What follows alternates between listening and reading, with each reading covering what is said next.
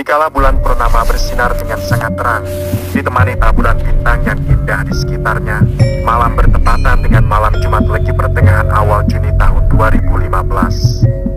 Di sebuah pinggiran sungai terlihat beberapa asap dupa mengepul, memberikan bau harum dupa yang khas di pinggiran sungai tersebut. Meskipun pinggiran sungai itu sangat gelap, namun bukan berarti pinggiran sungai itu sepi.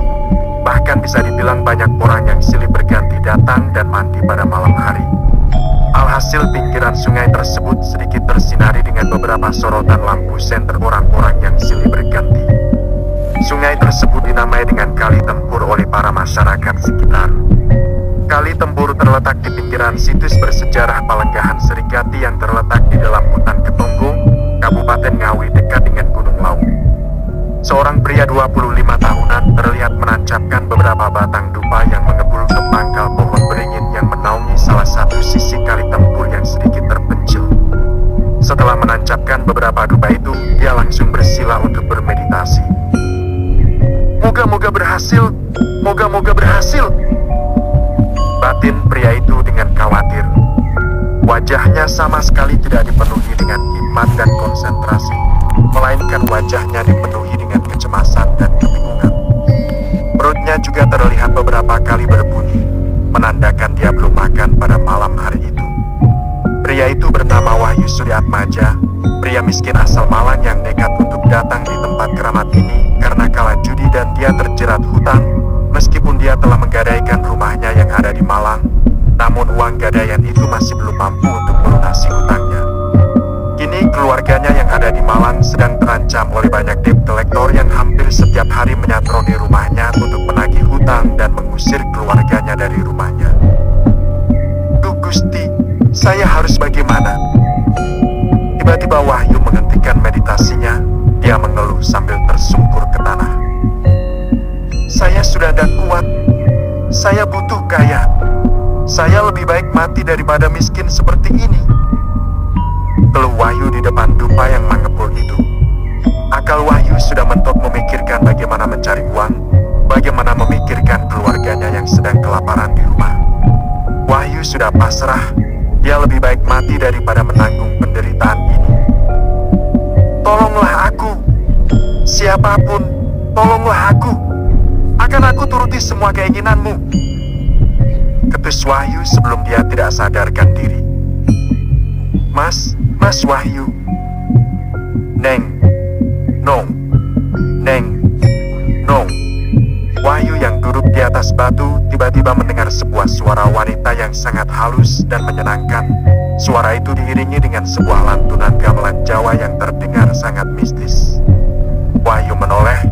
Dia mendapati ada seorang wanita dengan kebaya berwarna kuning sedang terlihat tersenyum ke arahnya. Selain memakai kebaya kuning, wanita tersebut mempunyai rambut panjang yang mencapai pinggulnya.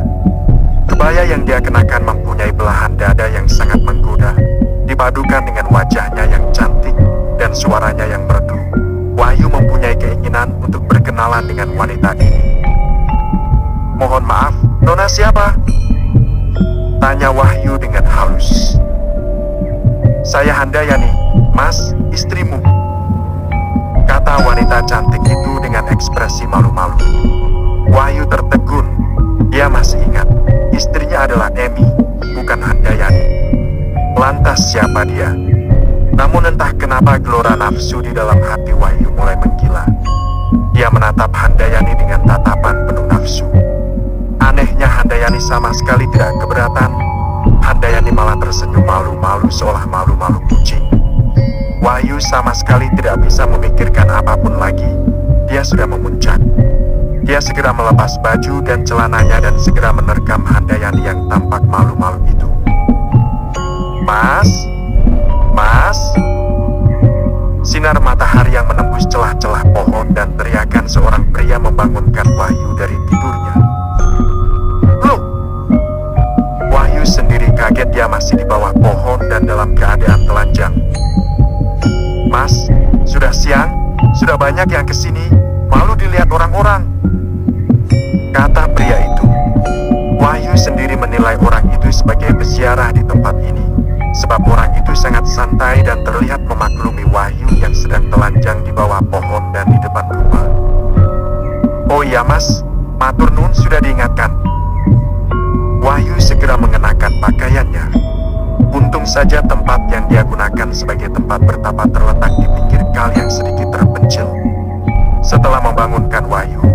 Pria Iru segera kembali ke tempat lainnya. Dia juga menyalakan rupa seperti Wahyu. Bedanya dia sangat busuk dan kimat. Pakaiannya juga terlihat mewah. Wahyu segera paham bahwa dia adalah peziarah yang sudah berhasil. Tunggu, aku mengalami apa tadi malam? Kok tiba-tiba aku telanjang? Tiba-tiba Wahyu kembali mengingat-ingat bagaimana ceritanya hingga dia bisa bangun dalam keadaan telanjang seperti itu. Tiba-tiba merinding memikirkan sosok wanita cantik yang kehadirannya diiringi oleh lantunan gending Jawa itu. Lo, mimpi apa semalam? Batin Wahyu dengan ngeri. Itu mimpi apa benaran? Tiba-tiba Wahyu lebih ngeri lagi bahwa dia terbangun dalam keadaan telanjang. Bukankah artinya tadi malam dia melakukan hubungan suami istri secara nyata dengan Handayani? Wahyu yang merupakan orang awam tentu saja tidak tahu arti semua ini. Dia memilih untuk mencuci mukanya untuk pergi ke atas. Pikirannya yang sudah dipenuhi dengan beban, ketambahan beban lagi akibat kejadian mistis yang dialaminya. Kali tempur merupakan kali yang cukup dalam, sehingga untuk mencapai atas sungai Wahyu harus memanjati tangga yang cukup panjang. Sesampainya di atas, dia langsung tiba di kompleks utama Palenggahan Serigati. Di sana ada beberapa bangunan-bangunan yang dibangun sebagai tempat keramat. Karena banyak sekali peziarah yang datang kemari dengan berbagai tujuan membuat tempat ini menjadi ramai. Alhasil banyak warga sekitar yang mendirikan warung-warung di tempat ini. Selain menjadi tempat untuk berziarah dan pesugihan, tempat ini juga dikenal sebagai tempat pelarian orang dengan berbagai masalah. Contohnya saja Wahyu itu. Selain Wahyu, juga banyak orang yang menjadikan tempat ini sebagai pelariannya. Mereka bisa hidup di bawah belas kasihan pemilik warung-warung itu. Pemilik warung memberikan mereka makan, namun sebagai gantinya mereka akan menjadi buruh kasar yang mengikuti perintah pemilik warung. Mbah, Wahyu menghadap ke Mbah Solikin, salah satu pemilik warung yang ada di Palenggahan Serigati. Mau makan? Ayo sana kerja dulu. Cepat bantu Mbah Putri bersihkan kebun, kata Mbah Solikin sembari menggoreng tempe dan menghirup rokok kretek yang ada di tangannya. Nyih Mama Turnun, kata Wahyu sembari mengambil sabil yang tergantung di dinding bambu dan berjalan menuju arah kebun. Mbah Solikin adalah pemilik warung yang Wahyu ikuti. Terkadang Mbah Solikin menyuruh Wahyu untuk menyajikan makanan, terkadang mencuci piring, atau terkadang juga seperti ini membantu membersihkan kebun. Pokoknya apa yang diperintahkan oleh Mbah Solikin akan dilaksanakan oleh Wahyu demi sesuap nasi. Di hutan Ketonggo yang merupakan tempat Palenggahan Serigati ini bukanlah hutan majemuk, melainkan hutan jati yang merupakan kawasan yang berada di bawah naungan perhutani. Oleh karena itu pula beberapa kawasan memang diperbolehkan untuk dikelola warga sekitar, yang penting tidak merusak atau mencuri pohon jati yang ada.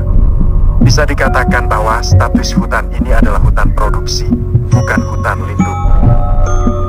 Mbah, Wahyu menyapa Mbah Karni yang merupakan istri dari Mbah Solikin, menceritakan mimpi. Ketika Wahyu datang, Mbah Karni terlihat sedang membersihkan gulma-gulma yang ada di pohon ketela yang Mbah Karni tanam. Oh, iya Lei, ndang sana, bersih-bersih, perintah Mbah Karni kepada Wahyu. Dengan sabit yang dia pegang, pagi itu Wahyu segera membantu Mbah Karni untuk membersihkan kebun ketela itu. Namun raut wajah Wahyu masih terlihat sangat gelisah. Dia masih saja memikirkan kejadian malam itu. Apa benar dia berhubungan badan dengan wanita cantik? Apa itu mungkin seorang wanita cantik tiba-tiba datang ke pinggir sungai yang terpencil? Lei, kamu kok terlihat gelisah kayak gitu? Mikir makan? Besti, ikut aku saja. Bantu-bantu di sini gak apa-apa, kata Mbah Karni. Mbah Karni benar-benar sangat terbuka dengan Wahyu.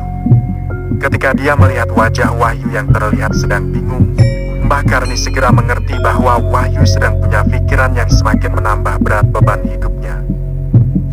Nganu Mbah, saya tadi malam mimpi, kata Wahyu yang menghentikan sabetan sabitnya pada rumput-rumput di antara pohon ketela itu. Mimpi opo, Lei?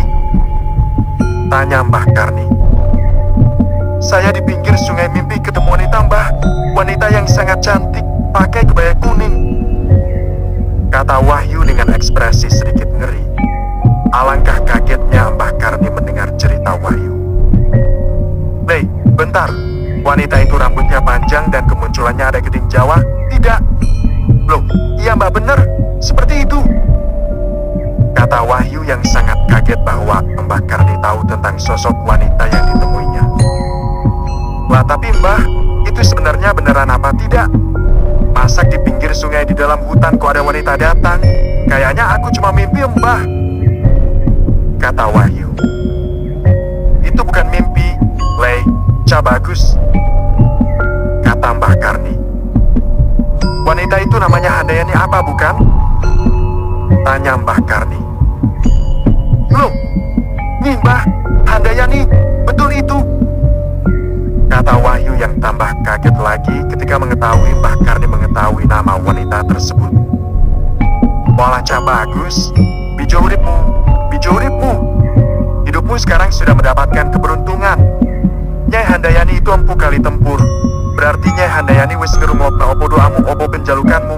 Sebentar lagi hidupmu bakal berubah, Lei," kata Mbah Karni. Entah mengapa melihat Mbah Karni yang antusias, Wahyu menjadi sangat bahagia, terutama soal keberuntungan. Keberuntungan apa yang akan dia dapat? Wahyu sudah tidak sabar untuk mendengar penjelasan Mbah Karni selanjutnya. "Saya harus bagaimana, Mbah?" tanya Wahyu. "Sudah, kembalilah ke warung, lalu ceritakan kisahmu ini ke Mbah Lanangmu. Dia yang lebih tahu," kata Mbah Karni. "Oh begitu ya Mbah," kata Wahyu. Wahyu langsung bersemangat. Dia langsung berdiri dan bergegas menuju warung. Kala itu waktu masih menunjukkan pukul 7 pagi, sehingga para peziarah yang datang masih sedikit, sehingga warung Mbah Solikin juga masih sepi. Hanya ada Mbah Solikin yang melanjutkan kegiatan menggorengnya. "Loh Lei, kok cepet banget?" tanya Mbah Solikin yang kaget akan kedatangan Wahyu. "Kanu Mbah, saya disuruh sama Mbah Putri untuk cepat-cepat menghadap kepada Anda," kata Wahyu. "Mbah Putri menyuruh kamu? Ayo, apa yang ingin kamu ceritakan?" kata Mbah Solikin sambil mematikan penggorengannya. "Jadi gini, Mbah, semalam saya ketemu sama Nyai Handayani," ujar Wahyu. Entah mengapa Mbah Solikin menjadi sangat kaget setelah Wahyu mengatakan hal ini. Mbah Solikin tiba-tiba berjalan kemudian menutup warungnya. "Loh, kenapa ditutup, Mbah?" Wahyu kaget dengan apa yang dilakukan oleh Mbah Solikin. Tiba-tiba Mbah Solikin menarik tangan Wahyu untuk menuju ke salah satu bilik kamar yang tidak pernah dibuka oleh Mbah Solikin sebelumnya. Ketika ruangan itu dibuka, bau gondo eram segera semerbak memenuhi hidung Wahyu. Ruangan itu hanya disinari dengan cahaya yang masuk dari satu-satunya genteng kaca yang ada di atap, membuat ruangan itu tidak terlalu terang dan tidak terlalu gelap. Malah menambah kesan mistis ruangan itu bila dikombinasikan dengan bau gondo eram.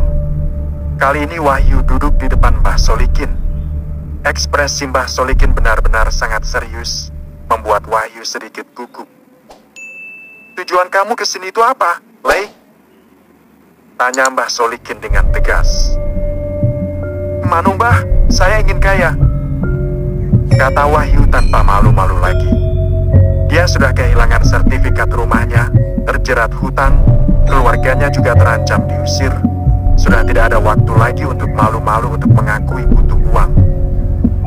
"Doamu sudah dikabulkan sama Yang Kuasa.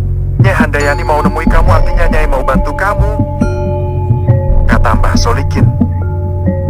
"Ayo, sekarang ceritakan pertemuanmu dengan Nyai Handayani," kata Mbah Solikin. Wahyu mengangguk, kemudian dia mulai menceritakan kisahnya yang pada malam Jumat Legi memasang dupa kemudian tidak sadarkan diri itu.